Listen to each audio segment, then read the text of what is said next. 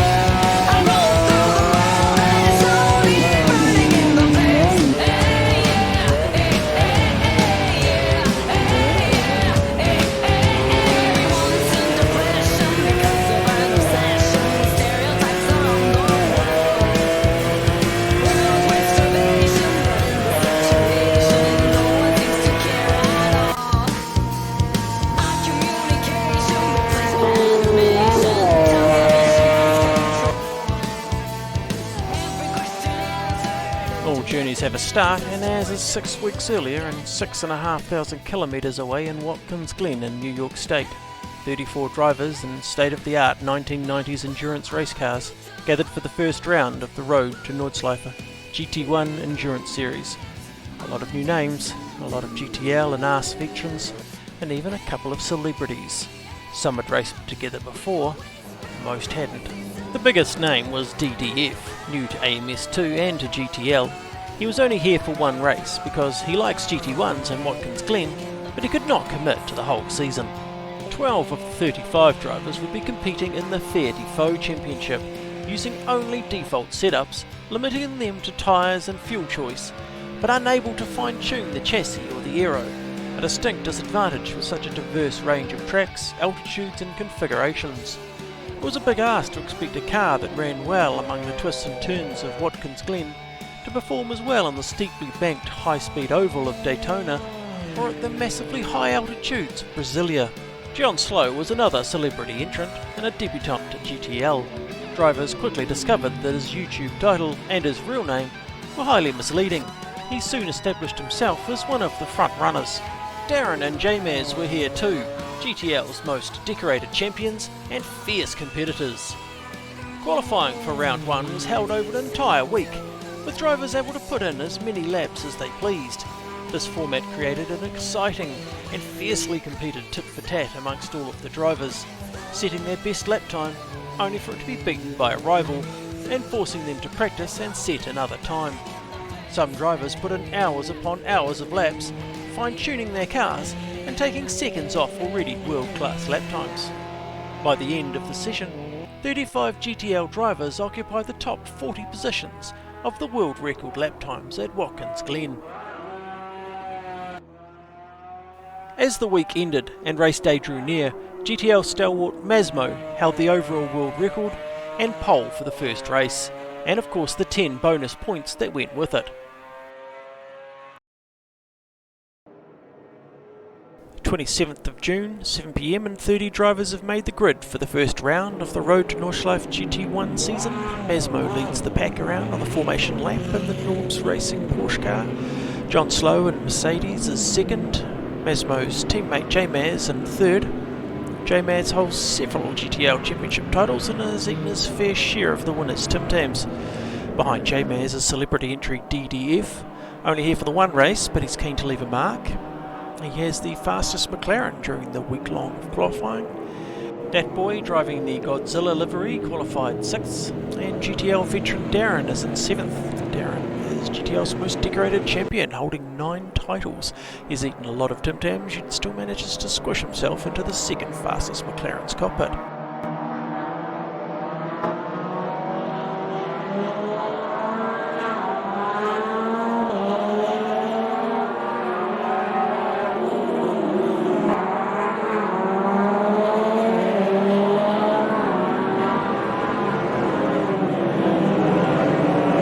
A clean start, Mazmo leads out of turn 1, John Slow is 2nd, JMazz is 3rd, DDF is in 4th, Darren has taken 5th from Datboi who's slipped back to 6th, Deano is in 7th, Mark is holding 8th, but it's Mazmo up front who's managed to keep control of the race throughout the all-important start as they work up to 270 km an hour along the back straight. No chicane for the GT1s, these cars want to run fast.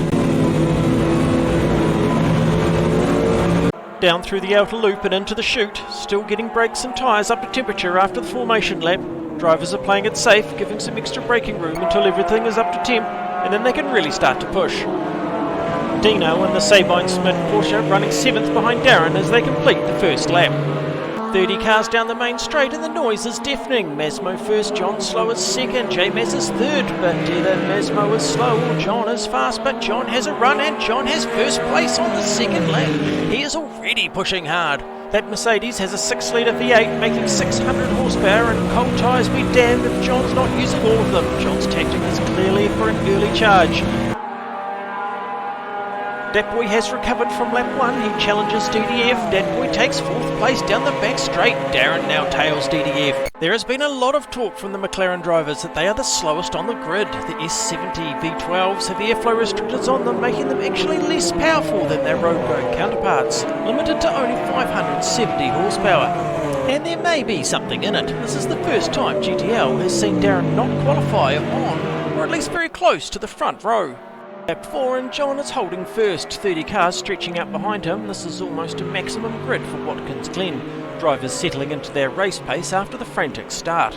While John is playing catch me if you can, most drivers seem to be thinking tactically, measuring fuel and tyre wear and planning for a pit stop. And while it is technically possible to run 60 minutes at Watkins Glen on a single tank of gas, it does rely on a steady right foot and maybe just a little bit of luck from a safety car.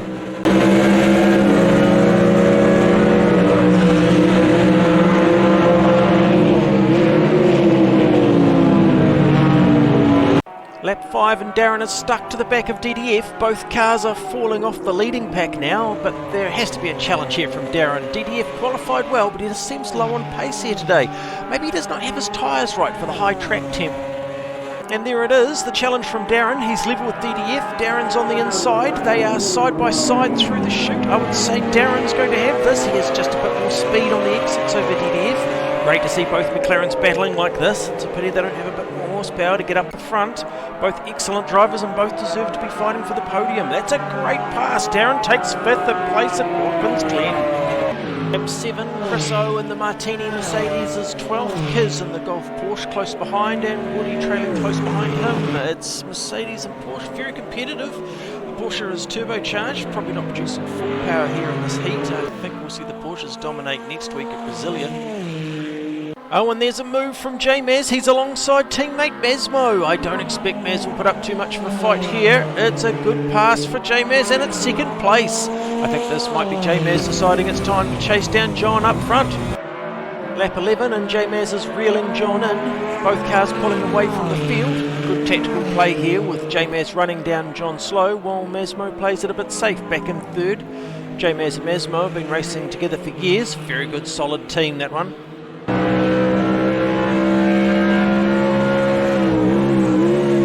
Lap 12, JMazz is right up on John. JMazz is challenging. JMazz is going to go for first. He has the Porsche open right up. This could be a pass. This is a pass. JMazz is taking first from John Slow into the chute, and JMazz has the lead of the GT1 race at Watkins Glen.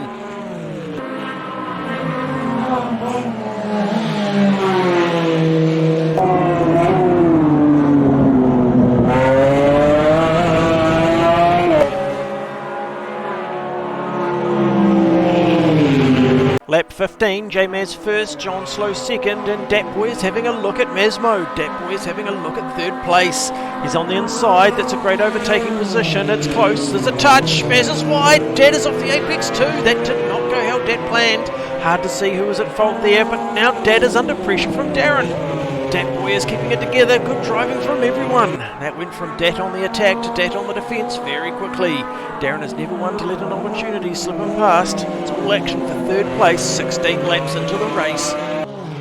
And Dat is the first of the front runners into the pits, lap 19, and it looks like it's tyres and fuel. This should be a one stop for Dat. That puts Darren up into 4th place, DDF into 5th, Deano will be 6th.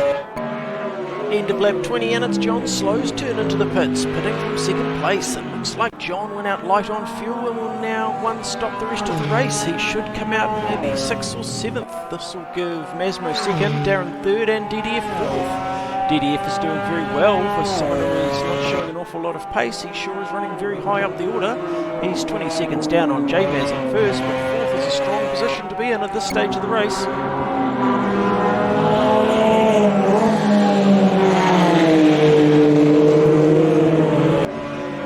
It's getting busy down in pits now. We're halfway, lap 22. It's Chris pitting from 11th and MacAttack pitting from 9th. He is currently the fastest of the Fair Default drivers. Fair Default, of course, are the default setup drivers, understandably a bit slower here at Watkins, Glen. And we've just heard from Darren's crew chief Jim that Darren is pitting this lap. He's coming in from 3rd. He'll be taking just enough fuel to make race distance, only 8 or maybe 10 litres. The margins are pretty close here. No safety cars so far. And that there is DDF not pitting this lap. I'm beginning to wonder if DDF isn't off the pace as much as he might be fuel saving. He has been running extremely consistent laps here, just 1 second off the leaders. I'm not sure if he can make full race distance though without a safety car. He might be taking an awfully big risk here. JMazz still in 1st, teammate Mazmo holding 2nd, and our slowest fast driver DDF holding 3rd. I'm pretty sure both JMazz and Mazmo intend to pit. This race is just beginning to get interesting. And this is a major moment right here. We're over halfway, lap 25, and JMazz is heading into the pits for scheduled tyres and fuel. He should come out 3rd behind DDF, counting this long pit lane. It would cost him about 25 seconds all up.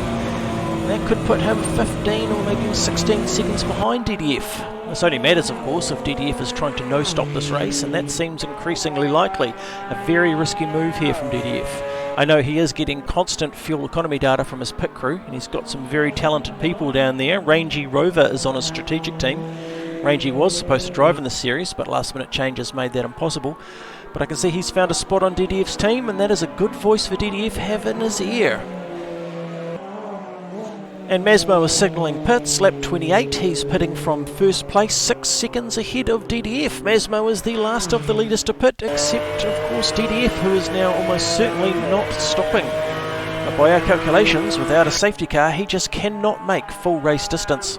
But all that's for the future. Right now, lap 29, DDF is in 1st place, leading the GT1s at Watkins Glen. He is running a very consistent 1:35s even through lap traffic.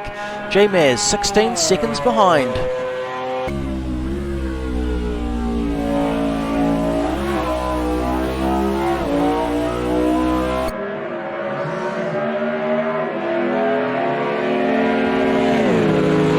JMazz in 2nd, it's lap 30 and 14.7 seconds behind DDF. Working his way through traffic, he's running soft tyres now and is pushing very hard. Only 8 or 9 laps left in this race now and has a big deficit. Not sure if he can do this, but JMazz looks like he's giving it a good shot. Over the line, and it's a 14-second gap now. DDF is sitting rock solid on 1:35s. JMazz just hit 1:33.5. JMazz is pushing very hard. DDF cannot afford to speed up no matter how fast JMazz is catching. This is JMazz's talent versus DDF's nerve now. You can hear DDF is fuel saving, short shifting. He isn't even passing lap traffic. He obviously thinks he can do it though. Rangy will be feeding him target lap times and the distance back to JMazz. MacAttack is now up to 6th place. He is the fastest runner in the Fair Default drivers. He is still on the lead lap, and that is an accomplishment just by itself. Further down the field, and Kiwi driver Kuku was up to 12th. He started 20th, and that McLaren was giving Kuku a lot of problems in qualifying, but it looks like it's all good on race day. Lap 35 and 57 minutes gone. JMazz just broke the 10-second gap to DDF. DDF has slowed. His last lap was a 1:35.5, while JMazz is smashing out qualifying laps in the Porsche at 1:33s. He is now catching by over 2 seconds a lap. But we are rapidly running out of laps, and DDF is rapidly running out of petrol. There are some very nervous faces down in the McLaren pits right now.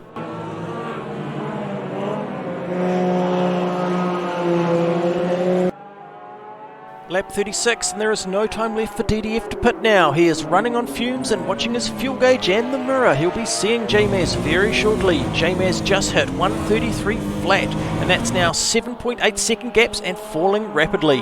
DDF beginning lap 37. It looks like there is a 7-second gap now. DDF using Kuku ahead of him for the draft. Only 2, maybe 3 more laps in this race. It is going to be very close.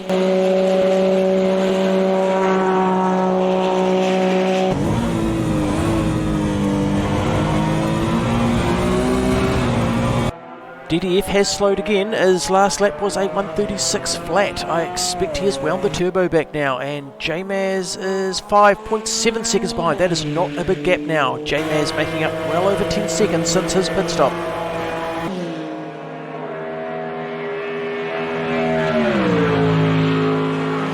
"60 minutes gone, the last lap board is up. DDF first place, JMazz 4.5 seconds behind and gaining fast. DDF can see him in his mirrors now.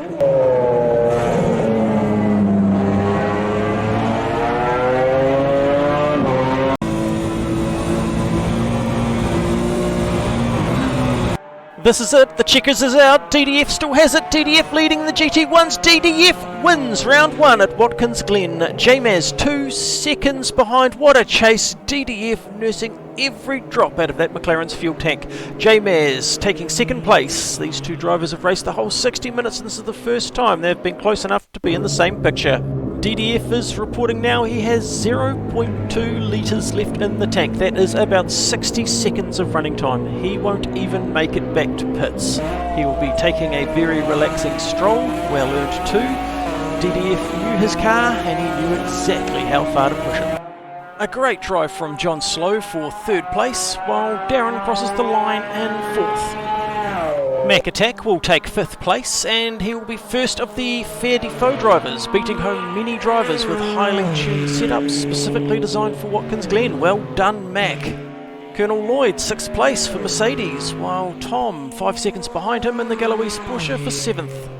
Mark has 8th place in his first race with GTL, and ChrispY takes 9th. But the best finish is for 10th place. Kiz and Datboi battle to the line, with Kiz taking it. What a battle. Datboi holding 11th place.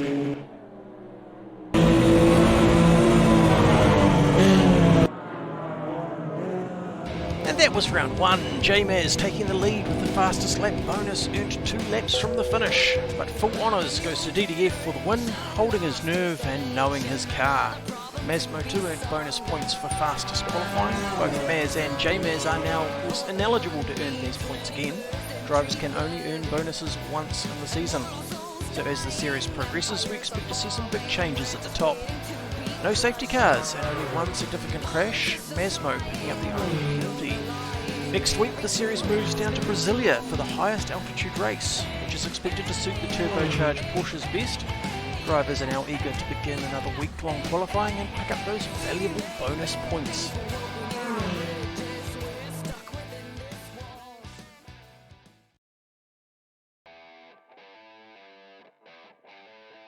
The GT1 circus left New York for the Autodromo di Brasilia in Brazil City. A massive 1175 metres above sea level, the Porsche drivers excited about this track, suiting their turbo power above all others. Watkins Glen had been a shakedown, drivers now knew their cars, and it was time for things to get serious. And it started well. Brand new GTL driver Zaki 3 burst onto the scene by completely dominating qualifying. Up until this point, nobody knew who he was. Ex-motorcycle racer and the oldest driver in the GT1 series, he had shifted to virtual racing only a couple of weeks earlier. In this put the wind up some of the GTL veterans, who had just spent an entire week in ideal conditions to be beaten by an unknown driver. Zaki3 was so crazy fast, sitting his Porsche squarely on pole. However, race day and things took a dramatic turn towards disaster. 30 drivers on track and technical problems after administration problems causing delays and restarts. And when the drivers did get on track, there were still more problems with poor performance in safety cars. Several more restarts and the race was finally scratched. A huge disappointment to all the drivers, but especially Zaki3. A short non-scoring demonstration race was successfully held, won by John Slow. The whole South American round, though, had been a disaster for GTL, the pressure shifting from the drivers to the race directors to somehow rescue the GT1 season and get things back on the road. And there was only one way to do that: the Burke Airport in Cleveland, Ohio, a lakeside temporary racetrack usually associated with IndyCar, 3.4 kilometres long, 3 chicanes, 10 corners and a 135-degree hairpin for turn 1. Best known to fans for high speeds and lots of passing. Exactly what the GT1 season needed. Our driver Brett joined the season here for round 3. Another race to drive under Norbs' team colours in a turbo GT1 Porsche. He promptly set the pole position and picked up 10 bonus points for his efforts. The third different driver to make pole in 3 separate races. JMazz took second spot, and the surprise when round 1 winner DDF returned to the series and qualified third. It turned out that the disaster in Brasilia actually worked in Dan's favour, and he rescheduled a few things to make sure he made the rest of the season. The starting order for Cleveland was all the big names now. Brett on pole, JMazz in second, DDF third, John Slow fourth, Esky fifth, Darren 6th, Gunner 7th, Deano 8th, Kuku 9th, MacAttack 10th.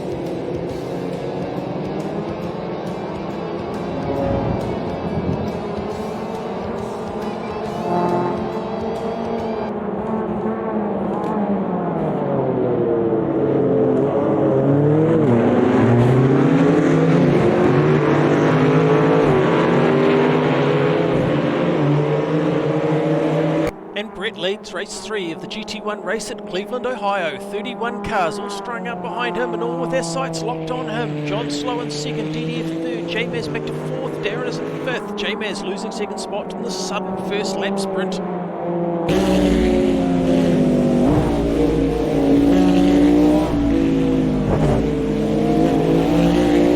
It's not a long lap here at Cleveland, only 3.4 kilometres. In over 70 minutes we should see about 60 laps. It'll all be over by the time the sun goes down.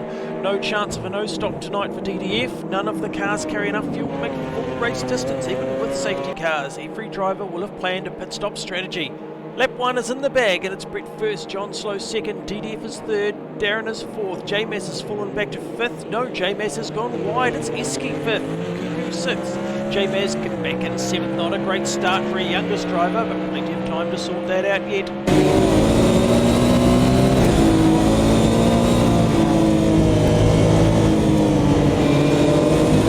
It's worse than that, he's off track again, from 2nd place to 11th. JMazz is having a nightmare at Cleveland, but don't write him off yet. As we saw at Watkins Glen, JMazz is an incredibly fast driver and a great chaser.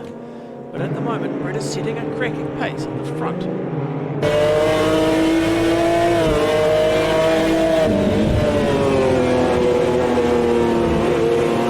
Darren has latched onto the back of DDF in 4th place. No sign of any fuel saving from either driver tonight. The McLaren V12's well suited here. These long-tail McLarens would have to be one of the few race cars that are detuned from their road-going version. Colonel Lloyd chasing Kiz in 10th place, Deano not far behind them in 12th as they come to the final chicane out of 3 on this circuit, the narrowest point on the whole track.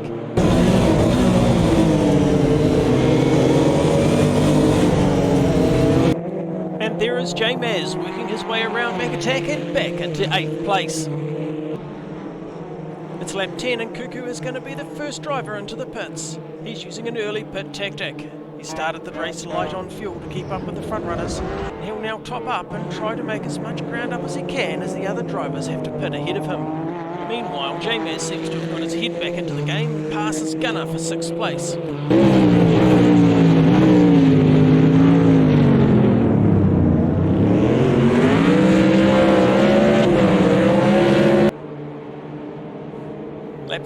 and JMazz is challenging Esky for 5th into turn 1. It's the 135-degree flat turn, and it's JMazz who has the exit. JMazz takes 5th place, and it's a great recovery from JMazz. Loza in the Mobile 1 Porsche is challenging Zach 18th for 15th position. Very respectful driving from these two men. Both are driving this as an endurance. It's not exciting dive bombs here, but carefully measured gaps. Both drivers know they first have to finish the race to finish well, and you don't get many points for crashing out early.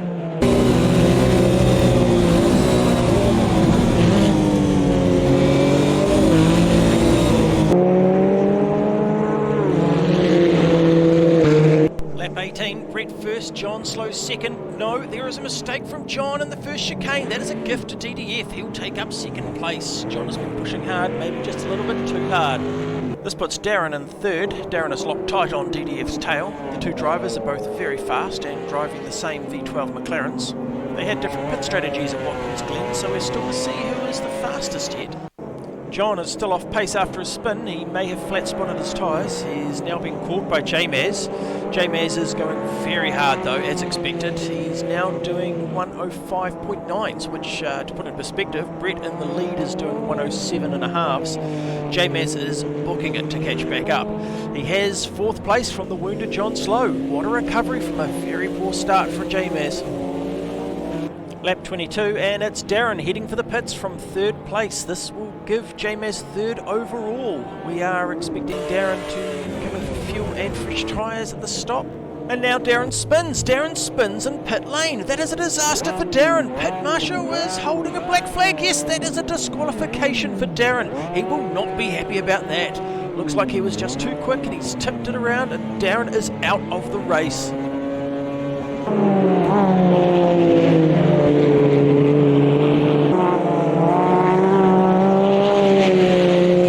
Lap 27, Brett still leads, 8 seconds back to DDF in 2nd place, 15 seconds back to JMazz in 3rd, John Slow is 4th, Gunner is 5th, Esky is in 6th with MacAttack trailing in 7th. It's all on for 8th though, as Datboi has a run on Kiz. It's Porsche on Porsche, and Datboi takes 8th place through the final chicane, just in time for the start of lap 28.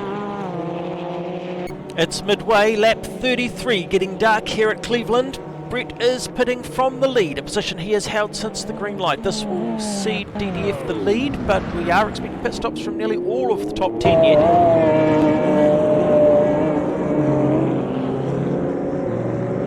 And there's an off, it's a contact in the first chicane, and it's John Slow. He's off into the grass. Oh, he didn't need that. That puts Esky into 4th, MacAttack still glued to Esky's tail in 5th. These two have been battling now for nearly 30 minutes straight.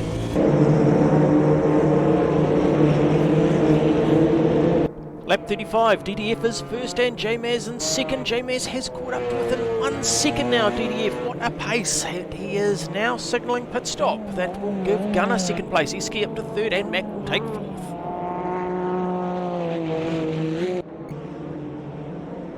End of lap 36, DDF has signalled his pit stop. We can see his crew getting ready now. He has a couple of seconds lead on Gunner in 2nd. He'll want to make this a quick one.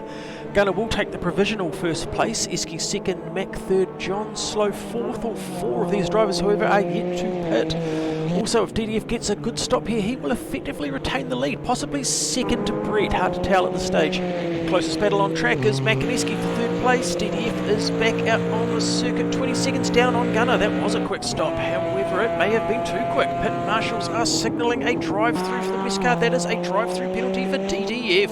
We are not sure what it is for. There's a bit of confusion down in pits. We will try and talk to DDF's crew chief Jim and see if we can find out what it's about. But meanwhile, Gunner is signalling his pit stop also, coming in from 1st place, and I think we can expect to see a lot of pits now. Fuel will be getting very light and drivers will be looking for fresh tyres for the last 16 or 17 laps to the finish. DDF is coming in for his drive-through. That will be 20 seconds he did not want to lose. It's lap 40 now. Esky is in the lead. MacAttack glued to his back bumper still. He has been locked there for most of the race. Esky just cannot shake him off.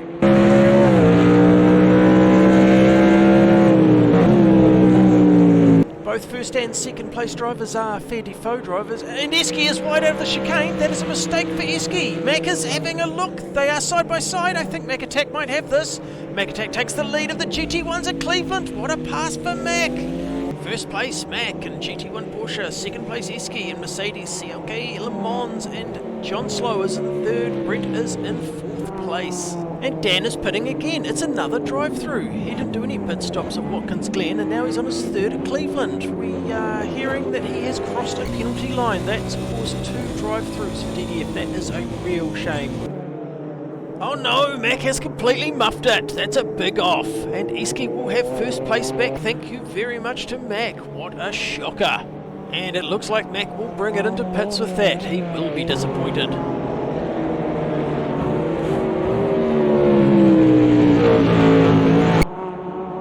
Lap 50, Esky is in first, John Slow has pitted from second place, so Brett holds second now, Gunner is third, a good pit from Mac has kept him in fourth, JMazz is fifth, DDF holds sixth place despite 2 drive-thrus, that is a great effort from him.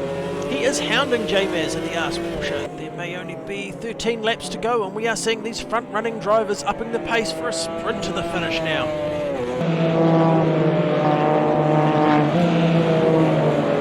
Lap 53 and Esky finally pits. He must be running on fumes. He is one of the very last drivers to pit. Brett will pick up first place. Gunner is in second. MacAttack is in third. That puts Porsches in first, second and third place. There are now more Porsche 98 GT1s in the podium positions at Cleveland than there are road legal Porsche GT1s in the world. Porsche snuck that past the GT1 homologation board quietly.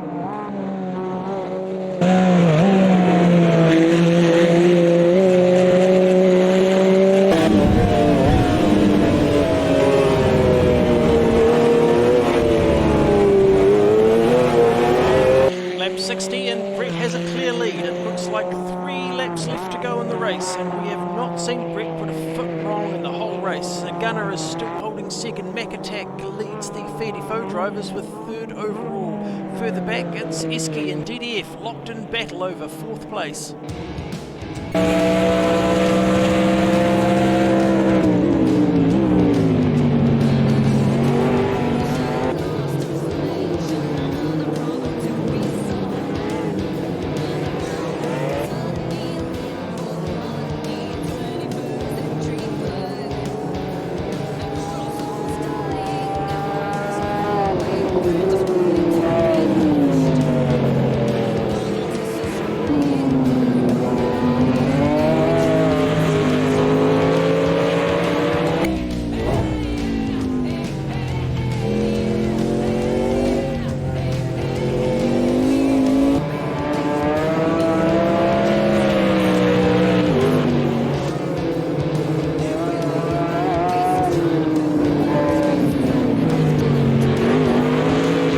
Last lap disaster for Gunner. The fuel tank is dry and he wheels it into pits from second place. What a fantastic race from Gunner. For another litre of fuel he would have had second at Cleveland.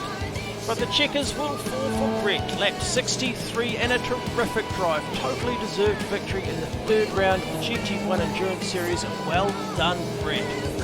Second place will go to MacAttack in the Pink Pig and first place for Fairly-Fo. And fighting right up to the line, DDF pips Esky for third place as they cross the line on lap 63. JMazz took 5th position and John Slow finished in a well-earned 6th place. A tough fought race from everyone and the GT1 Endurance Series is back on track. JMazz is still out in front on the leaderboard with 66 points, with DDF in second place with 58. MacAttack took 55 and John Slow only just 2 points behind him in 4th overall. Brett picked up the bonus points for pole position, joining the series now in 7th place, and Gunner recorded the fastest lap before his unfortunate retirement. Next week the GT1s will be at Road America for round 4 of the Road to Nordschleife GT1 series and we hope you can join us there.